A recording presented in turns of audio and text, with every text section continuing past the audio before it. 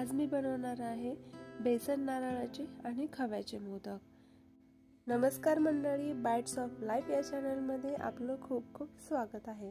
जर तुम्ही चॅनलला सबस्क्राइब केलं नसेल तर तुम्ही सबस्क्राइब करा, जेणेकरून या चॅनलवरती टाकले जाणारे प्रत्येक व्हिडिओ हा तुमच्यापासून मिस होणार नाही। चला तर मग आता हे मोदक बनवण्यासाठी आपण बघूयात काय काय साहित्य लागणार आहे। इथे मी घेतलेला 1 वाटी ओला नारळ हा बारीक करून घेतलाय। तीच सेम 2 वाटी मी बेसन पीठ घेतलेला आहे। 1 वाटी पिठी साखर घेतली आणि पाऊण वाटी तूप घेतलेला आहे। 1.5 चम्मच वेलची पावडर। इथे तुम्ही कोणतीही वाटी घ्या आणि त्या वाटीनुसार तुम्ही तुमचं प्रमाण ठरवा आणि या पद्धतीनेच घेतलं तर एकदम परफेक्ट बनतात। इथे मी थोडेसे केशर हे दुधामध्ये मिक्स करून ठेवले आहेत, हे ऑप्शनल आहे। इथे कढईमध्ये 2 चम्मच तूप टाकून घ्यायचे।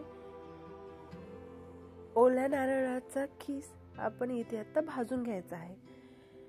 ओल्या नारळामध्ये थोडा मॉइश्चरपणा असतो, तर तो मॉइश्चरपणा पूर्णपणे जाईपर्यंत आपल्याला हा ओला नारळ छान भाजून घ्यायचा आहे।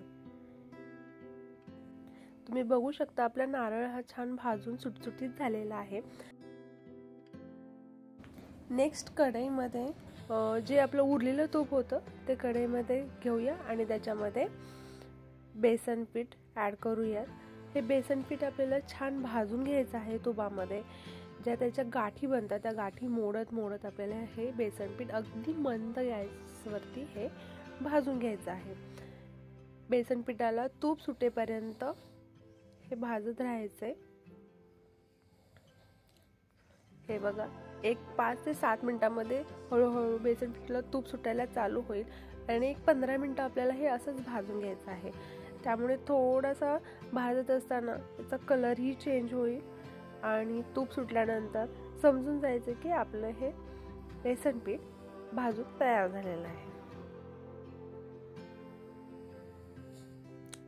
आता आपण यामध्ये ॲड करूया जो आपण ओला नारळ आधीच भाजून ठेवला होता तो ॲड करूयात। त्यामध्ये 1.5 चम्मच वेलची पावडर ॲड करूयात। हे छान मिक्स करून घेतलंय की त्यामध्ये आपण ॲड करूयात केशर मिल्क, त्यामुळे छान कलरही येतो। आणि आता गोडीसाठी आपण जे पिठी साखर ऑलरेडी करून ठेवली होती ते ॲड केली आहे। आता हे सगळं मिश्रण आपल्याला एक 5 मिनिटं असंच भाजून घ्यायचं आहे मंद गॅसवरती। तर हे मंद गॅसवरती भाजत असताना आपल्या मिश्रणाला थोडंसं पाणी सुटेल आणि ते थोडंसं असं ओलसर बनेल। अशा पद्धतीने हे मिश्रण झाल्यानंतर आता आपण हे काढून घेऊयात आणि थंड करायला ठेवून देऊयात।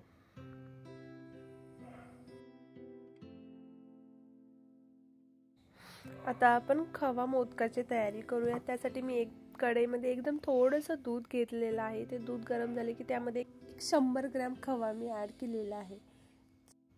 एक 5 मिनिटं आपल्याला हे मिश्रण असंच परतून घेत राहायचं आहे। या मिश्रणाला घट्टपणा येईपर्यंत असंच परतून घ्यायचं आहे। घट्टपणा येण्यासाठी आपण या ठिकाणी 2 ते 3 चम्मच मिल्क पावडर ॲड करायची, जेणेकरून खव्याला लवकर घट्टपणा येतो। हे बघा, टाकता क्षणी खव्याला एकदम घट्टपणा यायला चालू झालेलं आहे। अगदी 2 मिनिटं अजून परतल्यानंतर हे मिश्रण आपल्याला काढून घ्यायचं आहे, थंड करून घ्यायचं आहे। थंड झाल्यानंतर हे मिश्रण अगदी अजूनही यापेक्षा घट्ट बनेल। इथे तुम्ही बघू शकता थंड झाल्यानंतर आपलं मिश्रण कसं बनलेलं आहे आणि एकदम सॉफ्ट असं बनलेलं आहे। आता आपण ॲड करूयात पिठी साखर। इथे आपण दूध, मिल्क पावडर आणि खवा वापरलेला आहे, तर यामध्ये ऑलरेडी थोडासा गोडपणा असतो, त्यामुळे पिठी साखर ही कमीच ॲड करायची आहे। तुमच्या आवडीनुसार तुम्ही इथे गोड कमी जास्त करू शकता। इथे मी ड्रायफ्रूट्सही ॲड केलेले आहेत। ड्रायफ्रूट्सही तुमच्या आवडीनुसार तुम्ही ॲड करू शकतात। हे मिक्स करून घ्यायचं। हे मिश्रण आपले मोदक बनवण्यासाठी तयार आहे।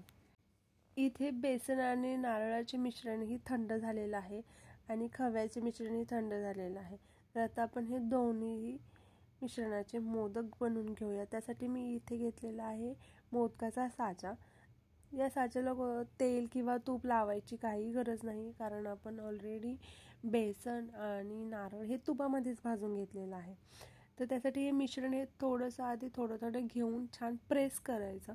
प्रेस केल्यानंतर मध्ये थोडंसं असं खोलगट असं जागा बनवायची आणि त्याच्यामध्ये आपण हे खव्याचे मिश्रण दोन्ही साईडला थोडे थोडे मधल्या भागेमध्ये ॲड करायचं आहे आणि अशा पद्धतीने प्रेस करायचं. प्रेस करून घ्यायचं. खालच्या बाजूनेही आपल्याला छान असं प्लेन करून घ्यायचं आहे. आपला मोदक हा बनवून तयार झालेला आहे. मोदकाचं जो थोडं एक्स्ट्रा सारण जे बाहेर येते ते आपल्याला प्रेस करायचं जागेवरतीच किंवा ते काढून घ्यायचं. इथे मी खव्याचाही एक मोदक ट्राय केलेला आहे. तर अशा पद्धतीने आता मी सगळे मोदक बनवून घेतलेले आहेत. तुम्हीही हे मोदक घरी नक्की ट्राय करा. खूप टेस्टी बनतात. अगदी अर्ध्या ते पाऊण तासामध्ये आपले हे दोन्ही प्रकारचे मोदक बनवून तयार होतात. आपल्या बाईट्स ऑफ लाईफ या चॅनलला सबस्क्राईब करा, रेसिपी शेअर करा आणि तुम्ही घरी ट्राय करा आणि मला कमेंट करून सांगा की तुमचे मोदक कसे बनले होते. थँक्यू.